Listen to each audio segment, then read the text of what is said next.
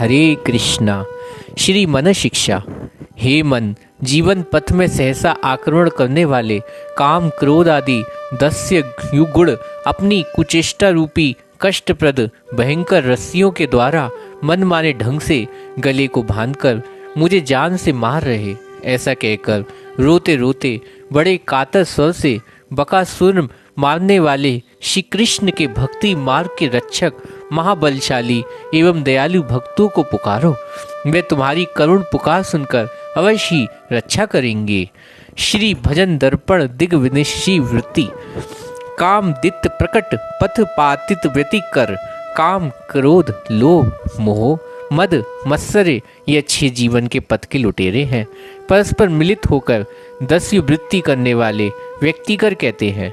श्रीमद् भगवद गीता में काम क्रोध आदि के विषय में कहा गया है, ध्यायते विषयान पुषा संगस्त पुष जायते संघा संघयते कामा कामात क्रोध विजायते।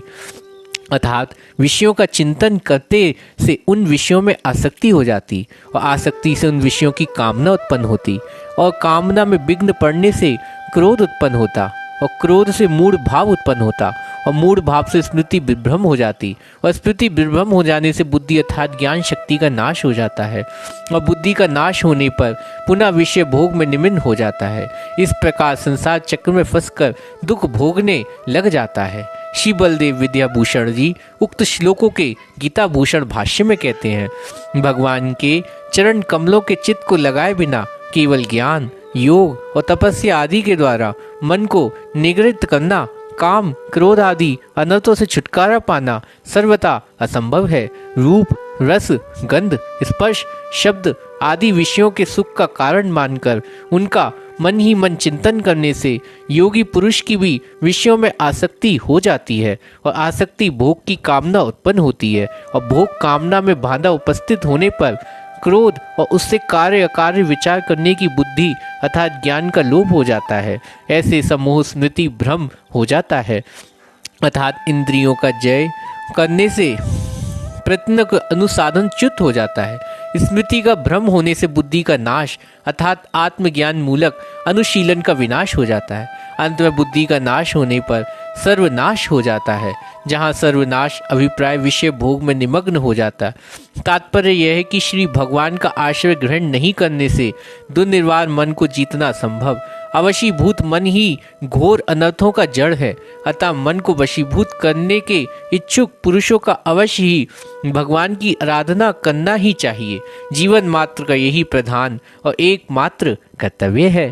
पूर्व कथित पशु रूपों की कुचेष्टाओं की और कष्टप्रद भयंकर रस्सियों के द्वारा गले से बांधे जाना और बकविद आत्मपड़गमे बकविद मूर्तिमान कपटतापूर बकासुर का विनाश करने वाले श्री कृष्ण वर्तम पद अर्थात कृष्ण का प्रेम अनुशीलन रूप में पथ पालक अर्थात रक्षक वैष्णव जन।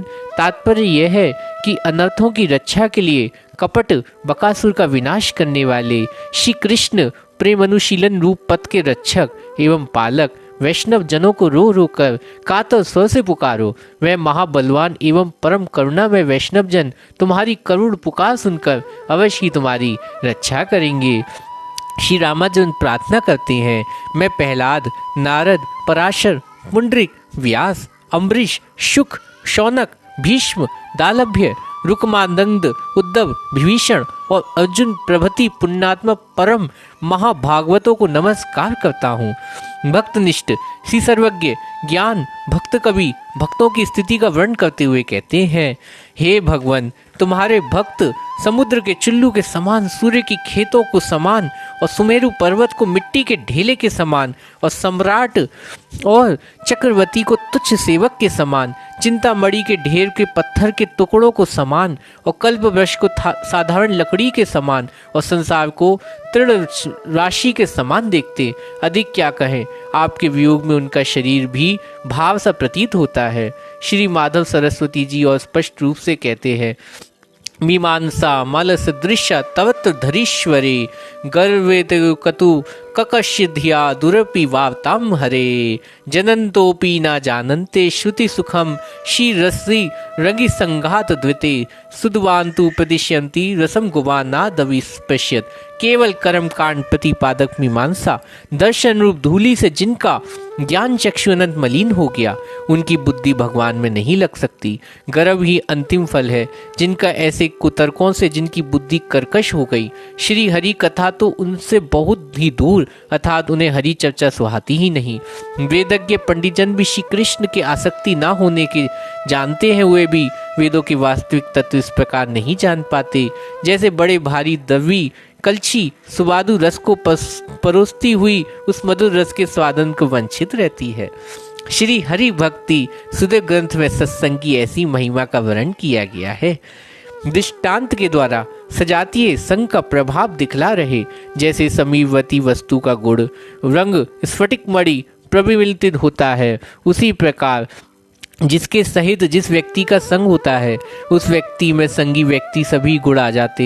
इसलिए अपने कुल की समृद्धि के लिए बुद्धिमान व्यक्ति को सजातीय सत्पुरुषों का ही संग करना चाहिए। सारांश ये कि ज्ञान, वैराग्य, योग और तपस्या आदि हृदय की मलिनता दूर नहीं होती, परंतु दम्भहीन वैष्णवों के संग से प्रभाव से उनकी कृपा होने पर हृदय सहज ही संपूर्ण रूप से निर्मल हो जाता है। हरे कृष्णा।